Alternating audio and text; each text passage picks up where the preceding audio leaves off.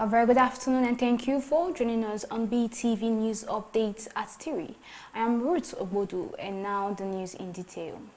President Bola Tinubu has condemned the gruesome murder of a housewife, Fatima Abubakar, and her 6 children in Chiransi community, Kano State, describing the incident as barbaric and heartbreaking. In a statement issued on Monday by his advisor on information and strategy, Bayo Onanuga, the president commended the Nigeria police force for the swift arrest of the principal suspects linked to the killings. Tinubu ordered a thorough investigation and diligent prosecution of those responsible, stressing that justice must be served to deter similar crimes. The president expressed his condolences to the bereaved family and the people of Kano State, noting that the loss of innocent lives was a tragedy that has shaken the nation.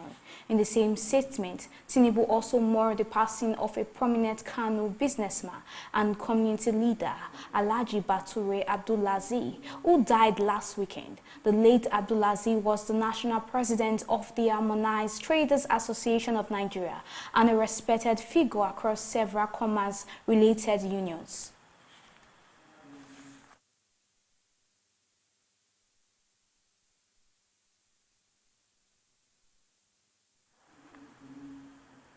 The federal government is taking steps to improve the quality of textbooks used in Nigeria's schools while also easing the financial burdens on parents. To this end, Minister of Education Dr. Tunji Alausa has inaugurated a committee on book ranking and selection, an initiative aimed at ensuring only curriculum-aligned, high-quality and affordable textbooks are approved for use nationwide. The report.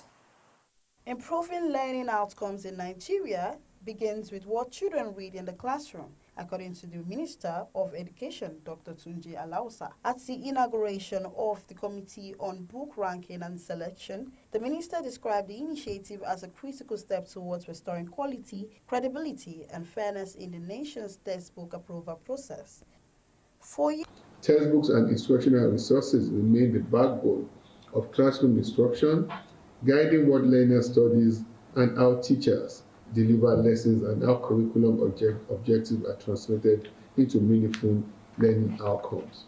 This initiative that we're about to launch and inaugurate this committee aligns fully with the education transformation agenda of the federal government under the renewed agenda of President Bola Tinubu, GCFR, which prioritizes quality, assurance, system efficiency, accountability, equity, and value for money in public service. For years, frequent revisions of textbooks, often with minimal content changes, have forced parents to repeatedly purchase new editions, driving up the cost of education.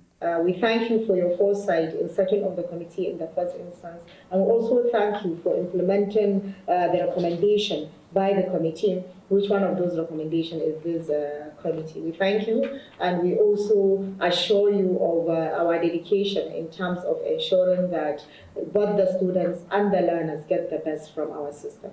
As Nigeria confronts concern over learning outcomes and rising education costs, the federal government says these reforms mark a shift from frequent textbook changes to lasting quality and from profit-driven revisions to learning-focused standards. With the minister setting the policy direction, the committee is expected to begin work immediately on ranking and approving textbooks for schools across the country. For the minister, the message is clear: better textbooks mean better learning and a fair deal for Nigerian families. Favor Kolawole reporting for Beetv News.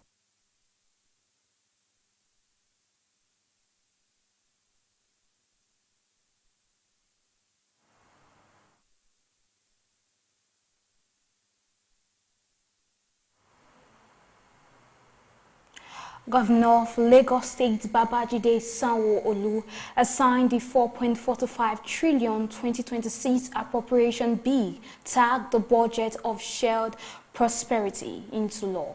At the signing ceremony, Governor Sanwo-Olu expressed disappointment over the scooping of fuel by some residents at Apapa around the Liverpool Bridge. The report.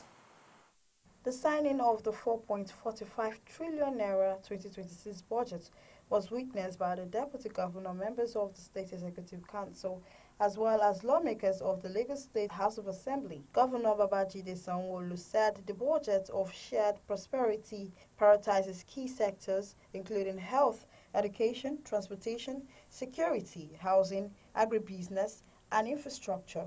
It's a budget that must carry everybody along, irrespective of what part of the state, what division in the state, what sector. You must feel governance, you must feel the essence of why we're in government.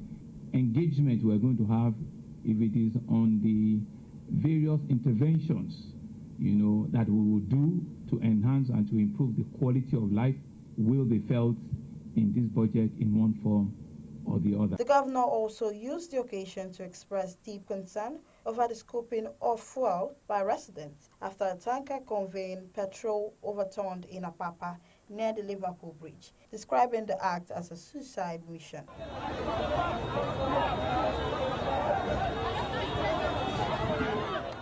There was a fuel tanker that had to spill and was dropping fuel right down under the bridge, and we saw over 100 people scooping fuel and putting their life, a danger. If there was a spark of fire, you can imagine what will have happened. Governor Babajide Sanwo-Olu also spoke on indiscipline, particularly the indiscriminate dumping of refuse on road medians. He noted that stiffer penalties will be enforced in 2026 and directed the Lagos State Waste Management Authorities, LOMA, to arrest offenders as a deterrent to others. And these are completely unacceptable, situation. It goes to show that we do not have regard and respect for one another. Whilst we will, in this year's budget, also enhance and improve the capacity of LOMA and the PSP. On the demolition exercise in the Makoko area of the state, Governor Babajide Sanwo-Olu insisted that evacuation notice had been served on residents for over 2 years, particularly those living within 150 to 250 meters of high-tension power lines. He assured that, as a compassionate government, affected residents would receive the necessary assistance. Favor Kolawole reporting for Beetv News.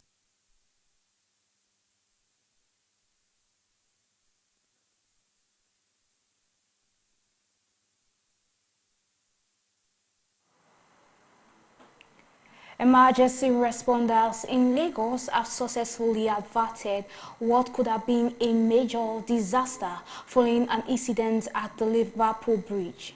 The tanker, which was conveying petroleum products, collided with the ramp of the bridge and almost overturned onto Liverpool Road as residents rushed to scoop for spilling from the vehicle. The report.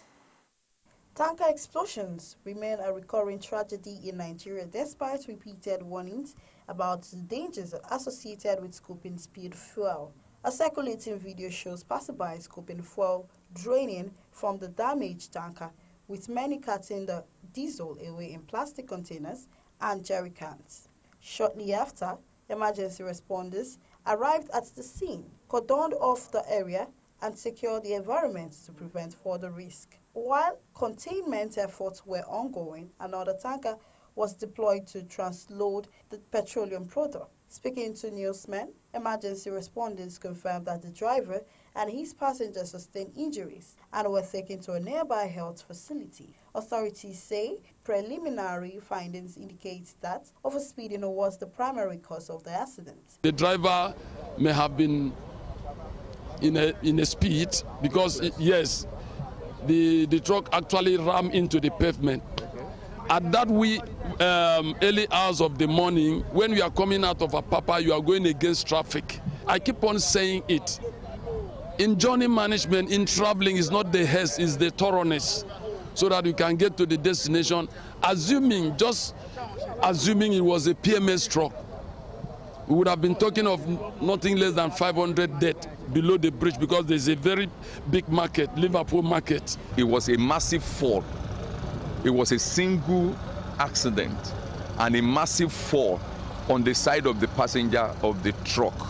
So what does speak to us is that at every bend, there is a minimum speed with which you approach they burn. Emergency responders also noted that collaboration with relevant stakeholders is ongoing to ensure such incidents are prevented in the future. The essence of the motorboy is to caution the driver, is to encourage the driver to drive at a minimum speed, especially when they are coming at an angle. So at the point when your motorboy is not talking, a driver should be talking to him, and of course be telling me, our speed, is it is it okay for this vehicular area that we are coming into? Favor Kolawole reporting for Beetv News.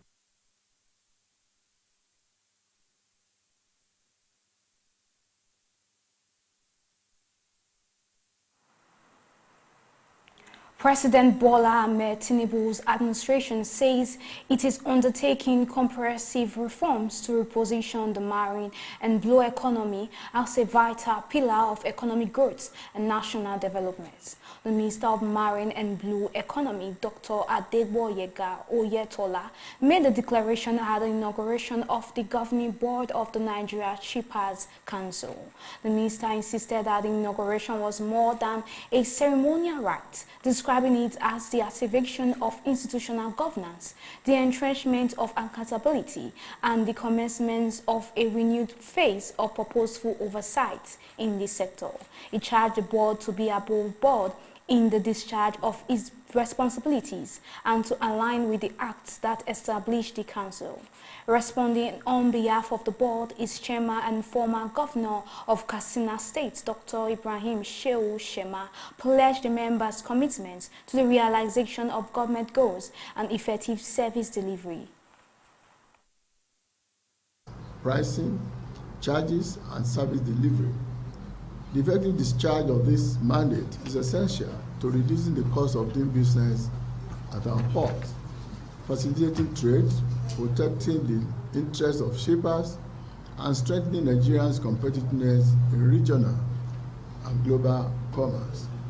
Clearly, the workings of the Nigerian Shippers Council and the Ministry of Law Economy is targeted towards enhancing the revenue base of this country, using the best practices, obeying the excellent rules, regulations, and laws. And let me give my personal assurance, and on behalf of the board, that everything pertaining to the operation of this ministry and this particular council for the monitoring, movement, and transportation of cargo via waters of the night.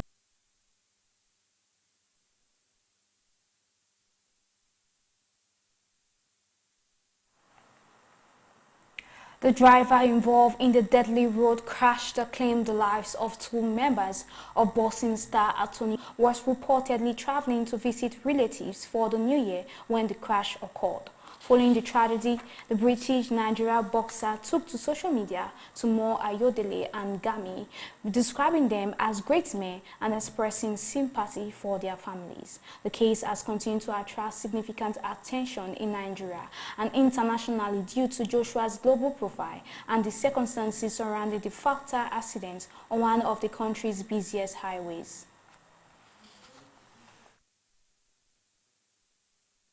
Report of an alert of a bandit incursion in Kajuru local government area.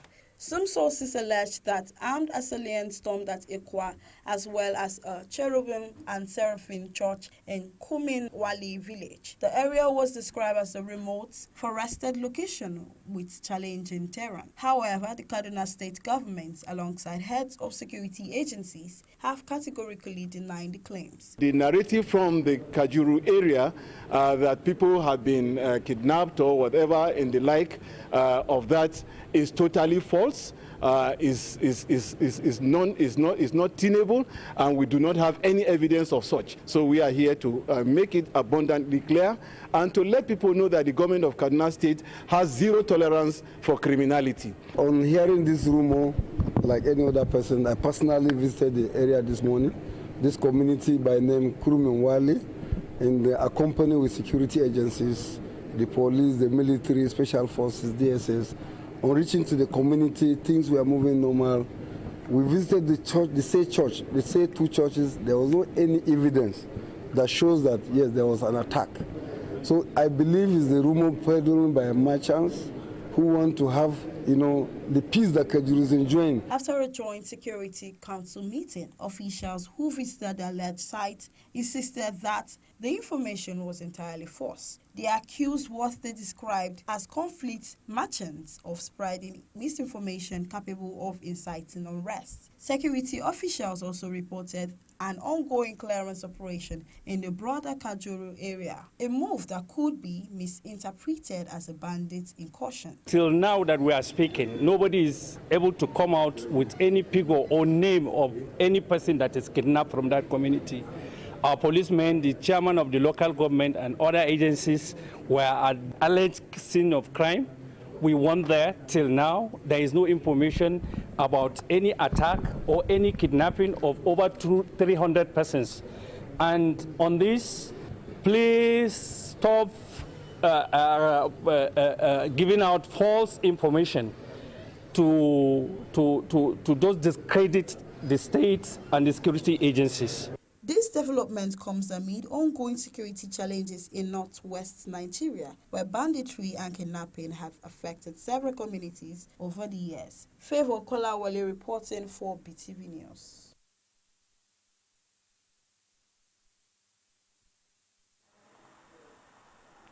The Chief Executive Officer of the Nigeria Upstream Petroleum Regulatory Commission, Mrs. Orisemeyiwa Haisan, has outlined the agenda for repositioning Nigeria's upstream petroleum sector with a focus on production optimization, revenue expansion, and regulatory efficiency. Mrs. Haisan disclosed this at a stakeholders meeting in Lagos, saying our vision for the upstream sector rests on 3 pillars: production optimization and revenue expansion, regulatory predictability and speed, and safe, governed, and sustainable operations. According to her, the agenda aligns with the President Bola Ahmed Tinubu's Renewed Hope initiative and the administration's production target of 2 million barrels of oil per day by 2027 and 3 million barrels per day by 2030. Petroleum Industry Act. Its regulations, there's regulations made by NUPRC, and the licensing round guidelines issued by the NUPRC.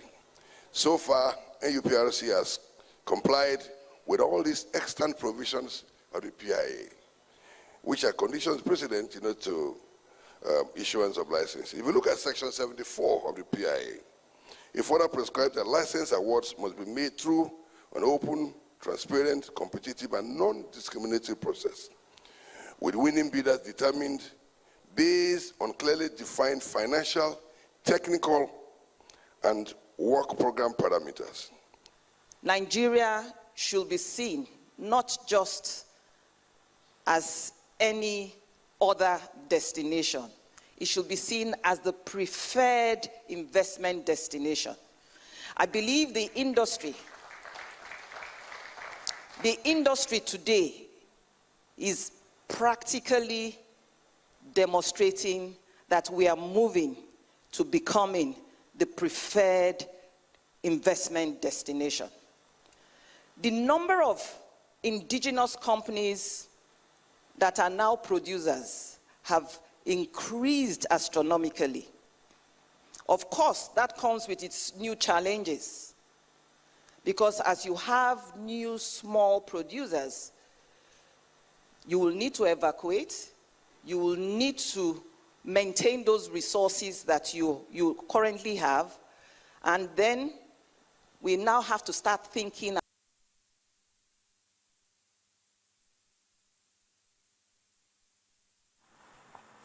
Moving on to business news. Nigeria's economy is beginning to show early signs of stabilization, with the Central Bank of Nigeria projecting stronger growth and easing inflation in 2026. According to the bank's latest outlook, GDP is expected to grow by 4.49%, while average inflation is forecast to moderate to 12.94%. The reports. Reserves are also projected to rise to $51.4 billion, supported by foreign exchange reforms, improved oil production, fiscal restructuring, and stronger market discipline. The CBN believes these measures will help recalibrate the economy and create a more competitive and resilient growth path. The bank said the past year was marked by global uncertainty and domestic economic adjustment, but stressed that clearer policy and institutional rebuilding are beginning to yield results. Authorities remain confident that sustained reforms will continue to strengthen economic stability and credibility. Nigeria's non-oil exports rose to a record of $6.1 billion in 2025, representing a 11.5% increase from the $5.46 billion recorded in 2024. This marked the highest value of formal non-oil exports since the establishment of the Nigerian Export Promotion Council. The Executive Director and CEO of the Council, Nonye Ayeni, said the performance highlights the growing resilience and importance of the non-oil sector to the Nigerian economy. She noted that the latest figures surpass previous record and reflect steady progress in exports diversification. Ayeni added that the Council has continued to recalibrate and strengthen its strategies to deliver even better results. She said ongoing initiatives under the Double Your Exports agenda are producing positive outcomes and positioning the sector for further growth. Seplat Energy PLC has reaffirmed that oil and gas will remain a key part of Nigeria's energy mix for the foreseeable future. However, the company stressed that operators must run their businesses responsibly, efficiently and sustainably. The company's Director of Gas and New Energy, Okechukwu Mba, made this known at a climate roundtable in Lagos organized by the Nigerian Exchange Group in partnership with DEG and African Foresight Group. He represented Seplat's Chief Executive Officer at the event. Mba explained that the main challenge facing Nigeria's energy sector is not whether oil and gas will continue to be relevant, but how companies manage their environmental, social and economic responsibilities. He urged industry players to balance energy needs with sustainable practices.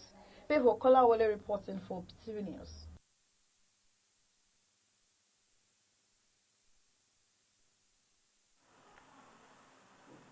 A massive multi-vehicle crash involving more than 100 vehicles has brought traffic to a standstill in Ottawa County, Michigan, after a chain reaction EPOP occurred on a major interstate highway. The report.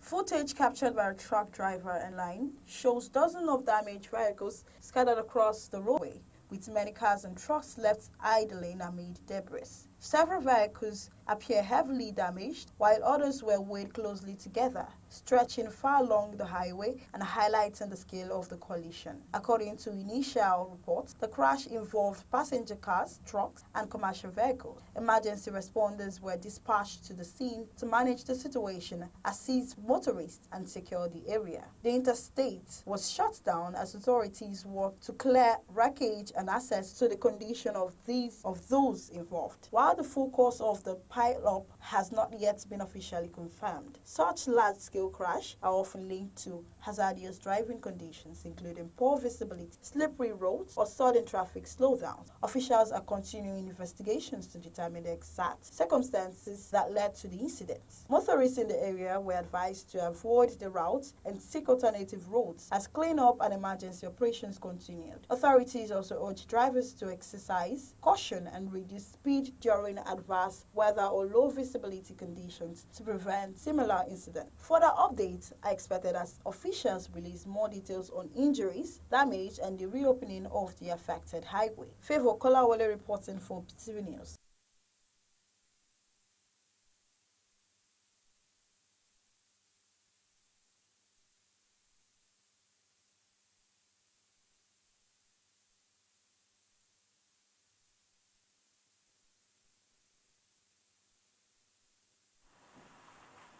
And now to entertainment news.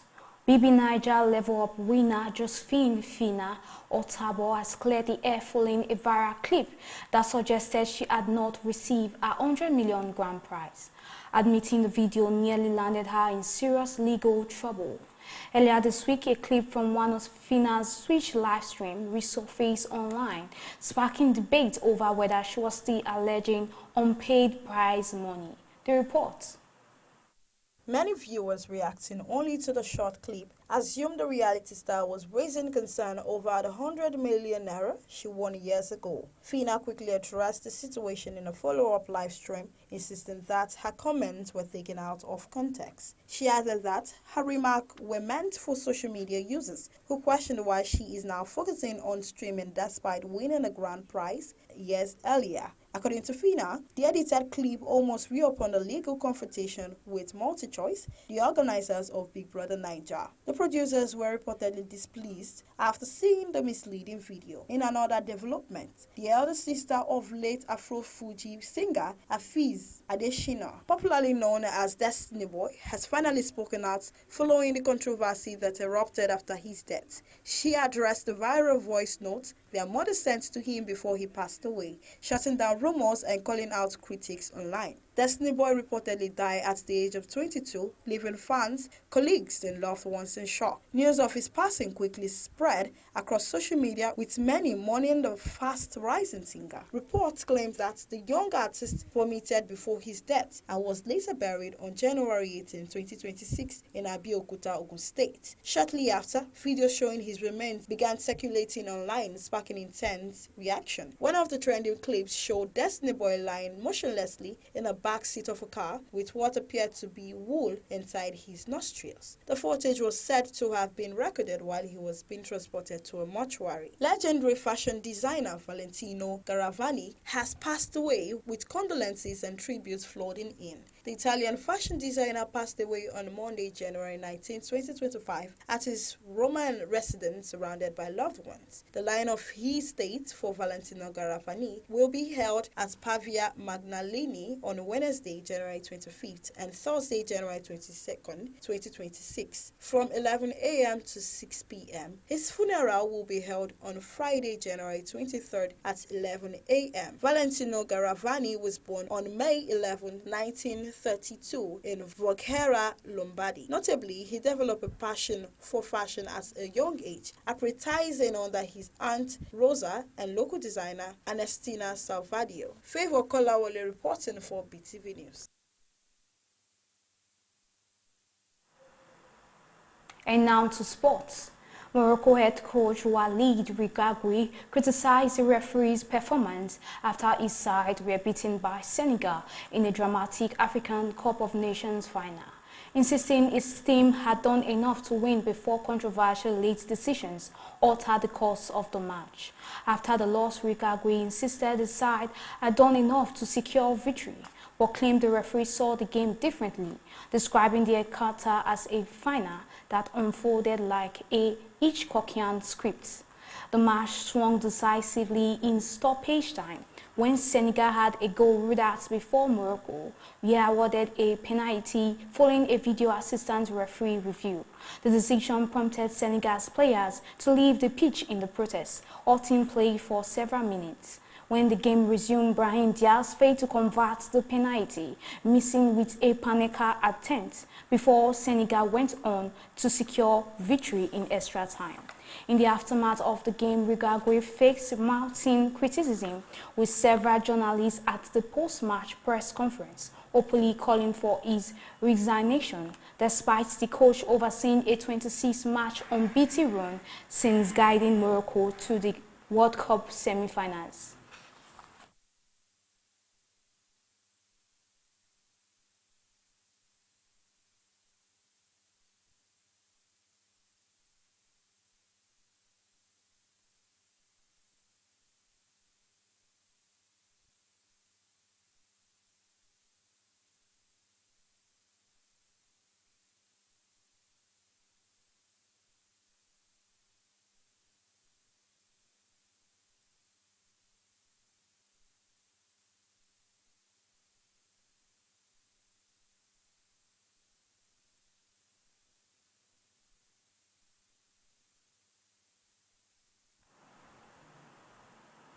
And that's the end of our news update. Thank you for joining and stay tuned at 6 for our major news. I am Ruth Ogbodu. Goodbye for now.